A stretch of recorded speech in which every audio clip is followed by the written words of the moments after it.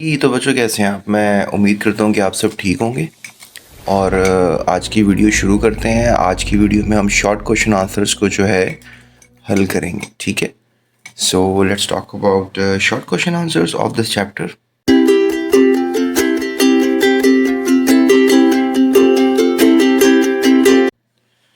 So these are the short question answers. इसमें सबसे पहले क्वेश्चन किया जा रहा है, what do you mean by hypothesis. Hypothesis जो है ये क्या होती है?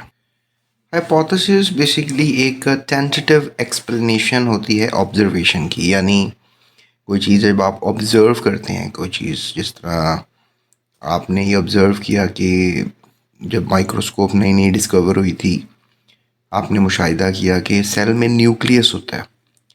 तो सेल में न्यूक्लियस का होना एक आपका मुशाहिदा था। बाद में फिर और लोगों ने एक्सपेरिमेंट्स किया और इस बात को जज किया कि वाकई में ये जो मुशाहिदा है ये सही है। वो फिर नज़रिया बन जाता है। बहरहाल आपका मुशाहिदा करना ही हाइपोथेसिस होता है। A statement which is tested, जिसको ऐसी स्टेटमेंट जिसको आप टेस्ट कर सकते हैं, इसको हाइपोथेसिस कहेंगे। और ये जो आपकी स्टेटमेंट होती है ये ऑब्जर्वेशंस किसी डाटे की बुनियाद पे होती है, किसी एक्सपीरियंस की बुनियाद पे होती है, या आपको कोई बैकग्राउंड नॉलेज हो उसकी बुनियाद पे जो है होती है। So background knowledge of the event आप ये कह सकते हैं। So this is known as hypothesis. उसके बाद नेक्स्ट क्वेश्चन जो है वो किया जा रहा है, जी how does law differ from theory. ये जो लॉ होता है इसका थ्योरी से क्या फ़र्क है, ये हमने जज करना है। देखें, लॉ और थ्योरी में बहुत फ़र्क होता है। जैसे आपको नज़र आ रहा है कि जो एक नज़रिया होता है उसको आप थ्योरी कह सकते हैं, जो कि हाइपोथेसिस बनी होगी उसके ऊपर, फिर उसके ऊपर एक्सपेरिमेंट्स किए गए होंगे, फिर उसकी एक थीसिस बनी होगी, थ्योरी बनी होगी। लेकिन कुछ चीज़ें ऐसी होती हैं जो शायद कभी चेंज नहीं हो सकती। जैसे आपने पढ़ा कि एक नंबर है, that is Avogadro's number, that is 6.02 into 10⁻23। ये वैल्यू नहीं चेंज हो सकती, ये कानून है। हार्डी वेनबर्ग थ्योरम पढ़ेंगे आप आगे, इसको आप तब्दील नहीं कर सकते। So that is law. Law क्या है और थ्योरी क्या है? थ्योरी बेसिकली टेस्टिफाइड हाइपोथेसिस है। उसको नज़रिए को, आपने मुशाहिदे को बहुत दफ़ा टेस्ट कर लिया है और आप उसको बाद में जब नई टेक्नोलॉजी आएगी हो सकता है आप उसको झुठला भी दें, फॉल्सिफाइड कर दें, लेकिन इसको नहीं झुठलाया जा सकता। इररिफ्यूटेबल थ्योरी, इसको झुठलाया ही नहीं जा सकता, फिर उसको आप कह लें कि लॉ कह लें आप। Due to changing nature of biology is full of theories. नई नई चीज़ें आती रहती हैं और फिर वी जस्ट गो हैड, और चेंजिंग नेचर में आ भी जाए तो कुछ लॉज तब्दील हो जाते हैं, लेकिन फ़िलहाल लॉज तो तब्दील नहीं होते। इतना आसान नहीं होता कि कवानीन को ही तब्दील कर दिया जाए। थ्योरी जो है वो यूनिफॉर्म और कांस्टेंट रहती है साइंस में, जबकि जो लॉ है वो भी यूनिफॉर्म और कांस्टेंट रहता है साइंस में। लेकिन लॉज को जो है वो ज़्यादा सही और आम, फितरतुल आम माना जाता है थ्योरीज़ के लिहाज से। तो ये बात आप मेमोरी में डाल सकते हैं। उसके बाद एग्जांपल्स ले लें, cell theory, Lamarck theory, Darwin theory. उसके बाद एग्जांपल्स लॉ के ले लें, Weinberg law, Mendel law, inheritance का। उसके बाद क्वेश्चन किया जा रहा है, जी व्हाट इज़ डिडक्टिव रीजनिंग। ये अब डिडक्टिव रीजनिंग क्या होती है? देखिए, ये जो होती है ना डिडक्टिव रीजनिंग, इसका मुकाबला होता है इंडक्टिव रीजनिंग के साथ। दोनों रीजनिंग की ही मिसालें हैं। रीजनिंग जब आप कोई मुशाहिदा करते हैं, फिर उसको बताते हैं, मतलब हाइपोथेसिस देते हैं, तो फिर उसके साथ आपने कोई रीज़न भी देना होता है। जैसे आपने मुशाहिदा किया कि जितने भी परिंदे हैं उनके होने चाहिए विंग्स। मुशाहिदा था कि परिंदों के विंग्स होते हैं, पर होते हैं। और स्पैरो जो है चिड़िया, एक परिंदा है और उसके पर होते हैं। अब इसका ऑल्टरनेट कह लें या कोई उल्ट कह लें, इंडक्टिव रीजनिंग होती है। मतलब रीज़न दिया आपने कि परिंदों के पर होते हैं, मुशाहिदा था कि परिंदों के पर होते हैं। फिर आपने रीज़न भी दे दिया कि भाई जितनी भी चिड़िया हैं या कोई और परिंदे हैं उनके तो होने चाहिए पर। अब एक स्पैरो की अगर विंग्स हैं और ये बर्ड है, तो हमें फिर ये भी पता है कि ईगल, हॉक, पैरट्स, क्रोज, ये सब बर्ड्स हैं और उनके विंग्स होते हैं। ये एग्जांपल बन गई इंडक्टिव रीजनिंग की।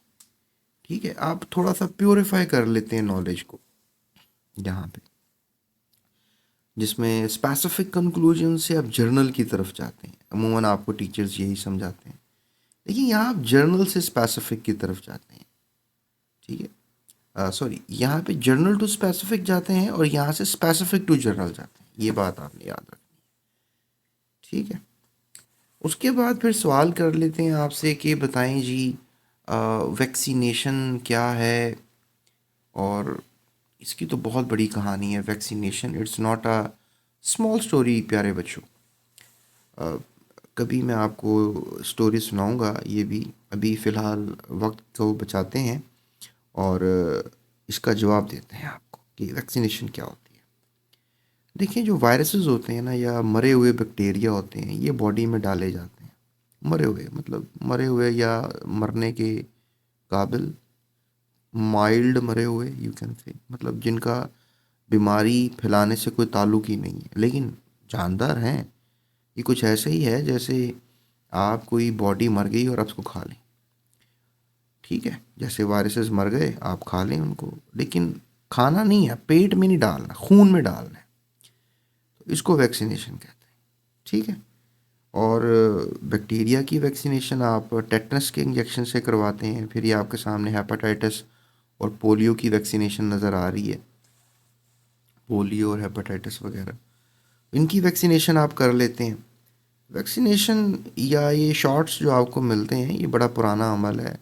एडवर्ड जेनर नामी साइंसदान ने इसको बड़े भरपूर अंदाज में हमें समझाया था किसी ज़माने में, और फिर तब से लेकर आज तक हम उसकी उस रिसर्च का फ़ायदा उठा रहे हैं। बहुत सी बीमारियों से बचते हैं बच्चे। जो 5 साल से कम उम्र के हैं वो पोलियो से बच जाते हैं।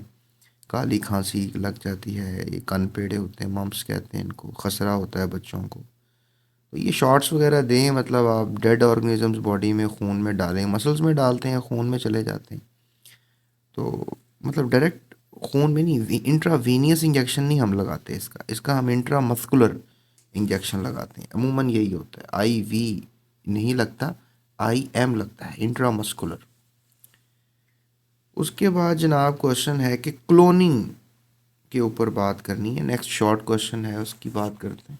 तो क्लोनिंग बेसिकली एक टेक्निक होती है जिसमें आप, एक सेल होता है आपका, और उस सेल से आपने बहुत से सेल्स बना सकते हैं। आप अपना एक जानदार खड़ा कर सकते हैं। कुछ ऐसा ही है जैसे मैं आपकी बॉडी से एक सेल ले लूं और उस आपकी तरह का ही कुछ अरसे बाद एक जानदार बिल्कुल डिक्टो कॉपी होगा आपका, वो खड़ा कर दूं। तो that is quite interesting, that is called cloning.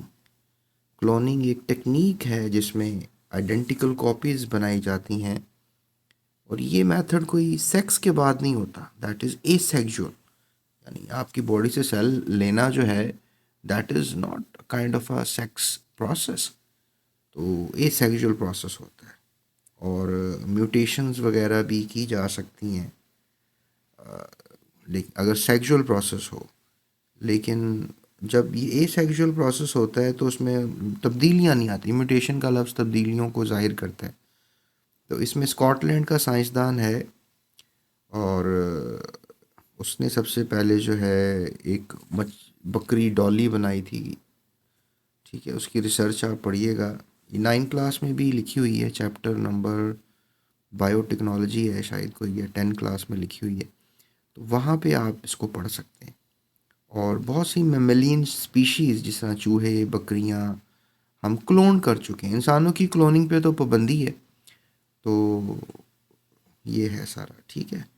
So natural cloning जो है बहुत से इंसेक्ट्स ऐसे करते हैं, प्लांट्स भी ऐसे करते हैं कि अपने एक ही सेल से पूरा जानदार तैयार हो जाता है उनका, that is called the natural cloning. लेकिन हम जो हायर एनिमल्स हैं, जो मल्टी सेलुलर जानदार हैं, ये बेसिकली अननेचुरल क्लोनिंग की मदद से आगे पैदा किए जा सकते हैं। सो ये जो तस्वीर आपको इस वक्त नज़र आ रही है, ये तस्वीर आपको काफ़ी अच्छी स्टोरी बता सकती है कि जो क्लोनिंग है वो कैसे की जा रही है। कि आप ले सकते हैं अपना ह्यूमन एग ले लें, या फिर मेल से आप एक स्पर्म ले लें और उनको फ्यूज़ करा के आप एक ज़िगोट तैयार करें, उससे एम्ब्रियो तैयार करें, और फिर इस तरह एक बच्चा जो है वो इम्प्लांट कर दें औरत के अंदर, उसके वूम में, फीमेल बॉडी में। तो फिर आपको एक जो माँ है वो उसको, बेबी को प्रोसेस करेगी अपने वूम के अंदर। इससे ये होगा कि she will get a new child. That is the way of cloning, that is also a kind of a cloning process. तो आप इसको इस तरह ले सकते हैं। तो ये शॉर्ट क्वेश्चंस थे। I hope so you getting all the answers. Next video में अगले सारे चैप्टर्स के शॉर्ट क्वेश्चंस करेंगे। तब तक के लिए इजाज़त दीजिएगा, चैनल को सब्सक्राइब कीजिएगा, और नोट्स के लिए डिस्क्रिप्शन में लिंक्स हैं, नंबर्स हैं, आप भेज सकते हैं, नोट्स ले सकते हैं मुझसे। बिल्कुल माइनर सी कॉस्ट होगी जो आप अफोर्ड कर लेंगे। तो आप नोट्स लें और अच्छे तरीके से तैयारी करें। If you want to be a doctor, dentist, animal doctor और समथिंग वेयर इन बायोलॉजी आप आगे क्वालिफाई करना चाहते हैं। Thank you so much. Thank you for watching. GS Academy.